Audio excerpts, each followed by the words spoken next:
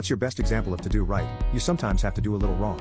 When my daughter was a senior in college, she had this psycho ex-boyfriend who blackmailed her, saying he'll leak her private photos unless she sleeps with him one last time. Sadly, she gave in and went to his house, where he kept her and did everything he wanted until morning.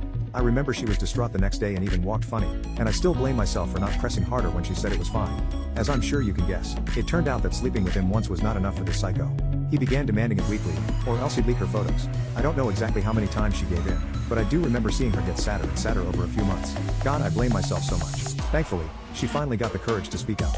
She told 3 of her older male cousins, and they promised to deal with it. A few days later, she invited the a-hole over to our place to stay the night.